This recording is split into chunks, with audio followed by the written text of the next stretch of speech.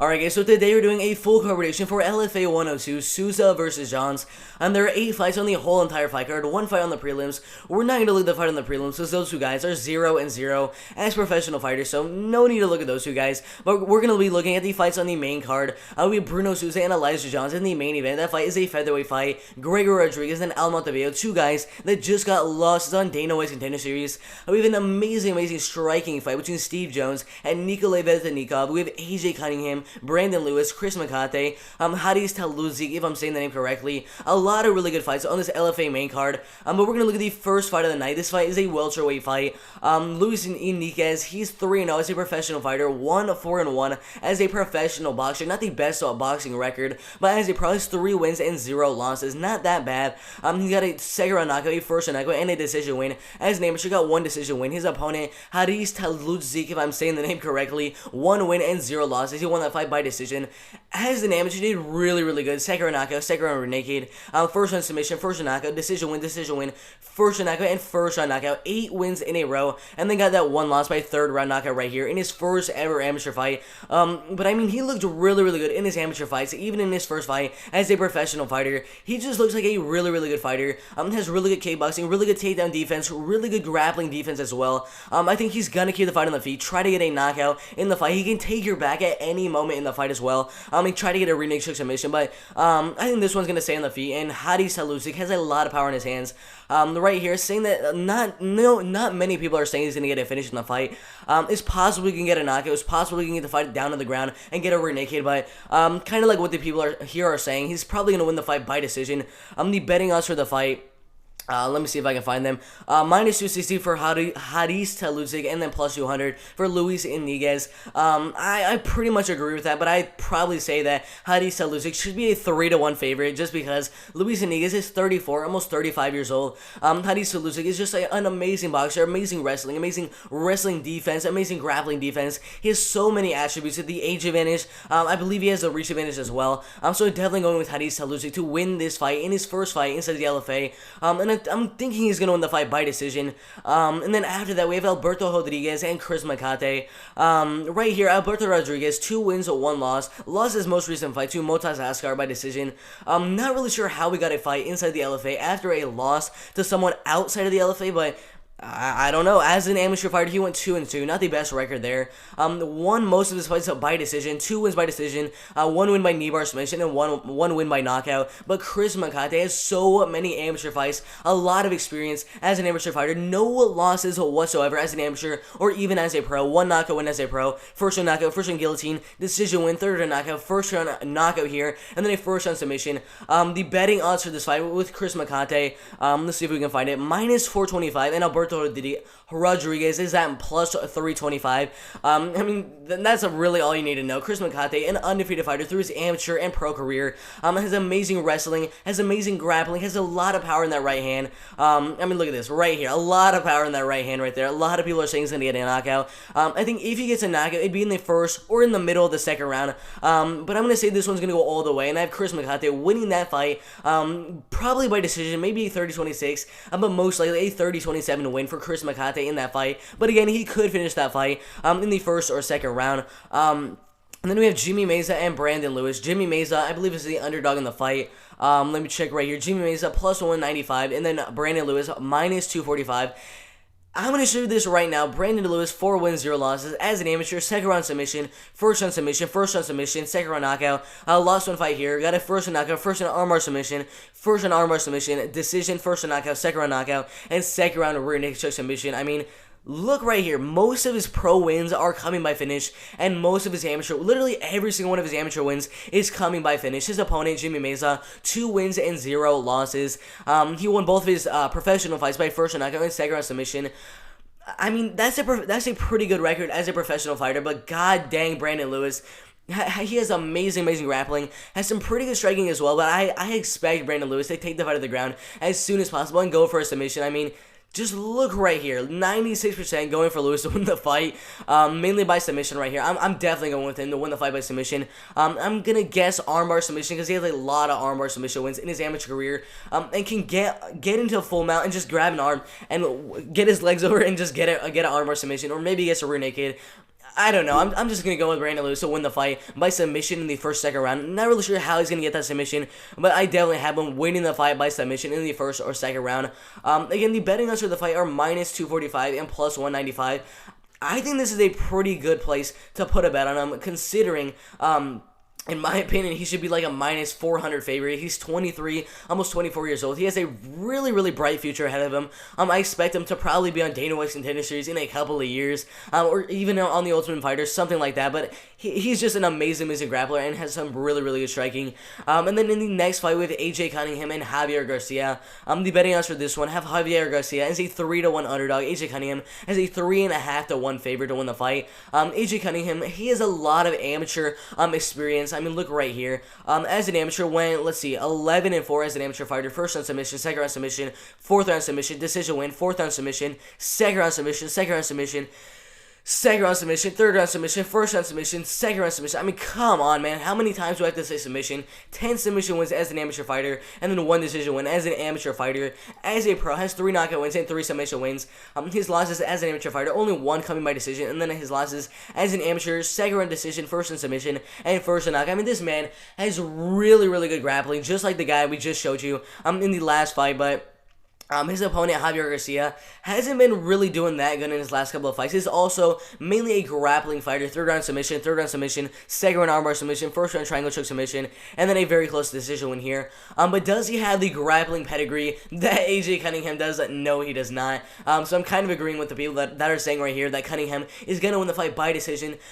Just because Garcia has pretty good submission defense, has a pretty good grappling background. So it's possible he gets a submission. But against a guy that primarily trains grappling and wrestling like Garcia, I don't really see Cunningham getting a submission on him in the fight, but I do see him controlling the fight on the feet, controlling the fight on the ground, possibly getting that submission, possibly getting a TKO in the fight, but I think that one's going to go all the way. And then I have AJ Cunningham, who's an absolute beast to win the fight, most likely by 30-27 decision against Javier Garcia.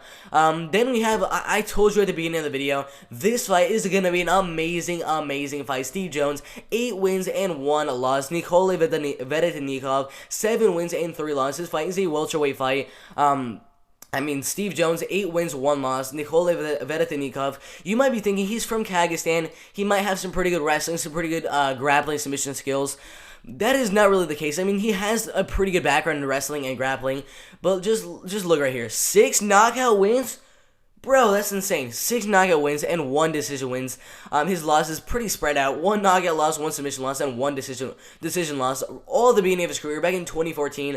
But that was at the beginning of his career. He came back 2 years later, and he looked like an absolute beast. Second round knockout, first round knockout, decision win, third round knockout, and first round TKO inside of the LFA. And then a knockout win over Austin Jones. I mean, god dang, this man's an absolute beast. Then we have Steve Jones, who's also a very, very good striker. His only loss coming inside of the LFA.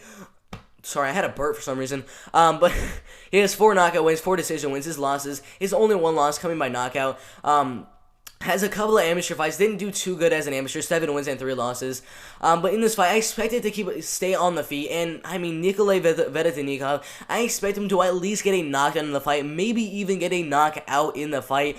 He has a humongous height advantage. I assume he has the reach advantage in the fight. So, I'm probably going to be going with Vettelnikov to get a TKO in the fight. But, I mean, Steve Jones, he has a pretty good chin, also has some pretty good striking himself. He could get a knockout himself. But I think this one, no matter what, is going to end by knockout. Vettelnikov has just an amazing right hand. Since 2014, after he came back 2 years later, has looked like a completely changed MMA fighter, and has looked really, really good. So I'm definitely going with Nicolas Vettelnikov to win this fight in the welterweight fight. Probably by TKO in the second, but if he does not get that TKO in the first or second round, I'm going to say he's going to win the fight by 30-27, unanimous decision. The betting odds for that fight are pretty close. Let's see if I can find it. Minus 150 and then plus 120, so a pretty close fight there for that welterweight fight. And then we have 2 guys that were just on Dana White's Contender Series. Gregory Rodriguez, 29 years old, 6'2" tall, and 76-inch reach. Al Montevideo, 5'8" tall, has a reach of 67.5 inches. Al Montevideo and Gregory Rodriguez both have some pretty good grappling skills. He's from Legacy Jiu-Jitsu, and then Gregory Rodriguez finishes a lot of his fights by submission. And look at this. Come on, man. He's literally at a World Jiu-Jitsu Championship in IBJJF. I mean, he's an absolute beast as well. First in knockout, decision win. First in armbar, first in knockout. Second round submission, second round submission. He also has some pretty good power in his hands. So even if he cannot get the fight down, go for some submissions, he also has some really good striking in his arsenal. So he has 4 submission wins, 2 knockout wins, and 1 decision win. His losses mainly coming by knockout and decision. His opponent, Alberto, 8 wins and 3 losses. Coming off their loss on Dana White's Contender Series to a guy that's 5-0 inside the UFC right now, and just be, I believe, Jimmy Pickett inside the UFC by decision. He has first knockout, decision win, third knockout, first knockout, decision win, decision win, decision win. I mean, he's also a very, very good fighter, has a lot of power in his hands, doesn't really utilize his grappling skills in most of his fights.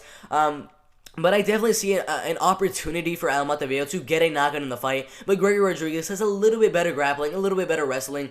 And it could be the same outcome as his last fight against Jordan Williams, where he just gets caught with a nice left hand or right hand from Alberto in the fight and gets knocked out in the first or second round. But do I think that's going to happen? No, I do not. I think Gregory Rodriguez is going to get the fight to the ground and probably, maybe, possibly get a submission or TKO in the first, second round. But I think this one's one that will go all the way. It'll probably be a dominant decision from Gregory Rodriguez on the ground.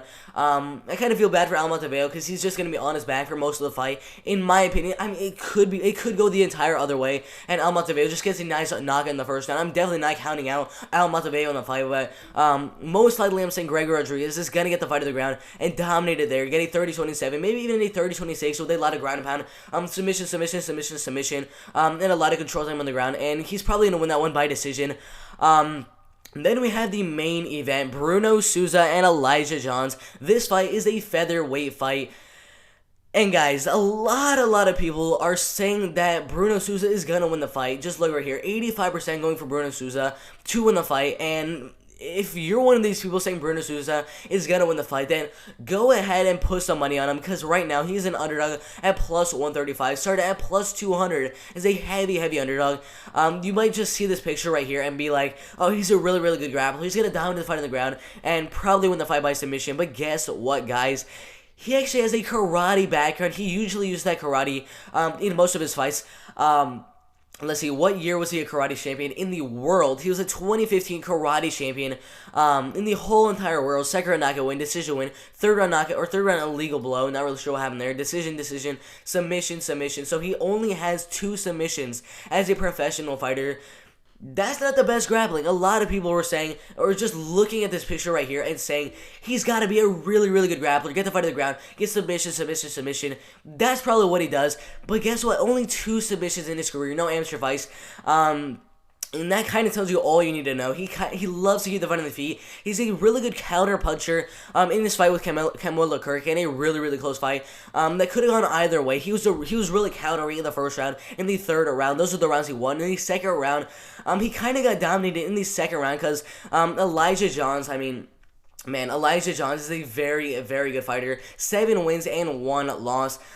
He is kind of the perfect guy for Bruno Souza, because he likes to rush in, try to get a good right hand or a really good snapping jab on Bruno Souza. That's probably what he's going to try to do with a fight, or maybe even take Bruno Souza down, get some control time on the ground. But I think this one is going to be a striking fight between these 2 fighters. A lot of people are saying this fight is going to end by decision. I also think this fight is going to end by decision.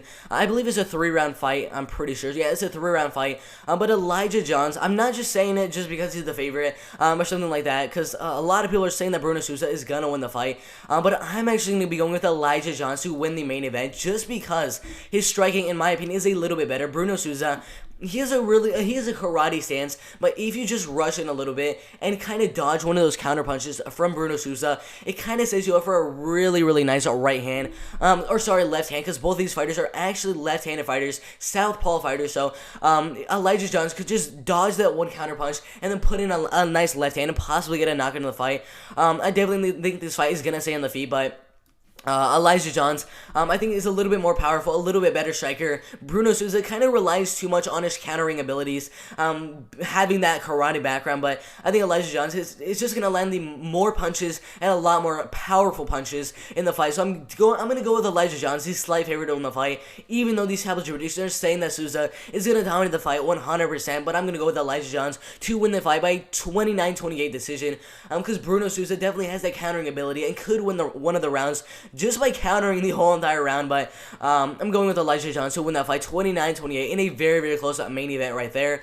But those are my predictions for LFA 102. I have Elijah Jones winning the main event. Gregory Rodriguez winning the co-main event. I have Nicolas Vettelnikov winning his fight. I have AJ Cunningham dominating his fight. I have an absolute beast and Brandon Lewis winning his fight. I have Chris McAllister winning his fight. I have Hadis Taluzic winning his fight. And if you guys want to know about this prelim fight, I'm going with RG Colligan. For some reason, I don't know. I don't really care about those amateur fights, but I'm just going to say RG Colligan going to dominate the fight. I have no idea anything about that fight, but I'm going to go with him to win the fight. But the main card is pretty good. Sorry, I had some burp coming. But I see a lot of finishes in this fight, so it should be a very, very good LFA 102. So if you guys like the video, subscribe to the channel, and that is it for the video. I'm out of here.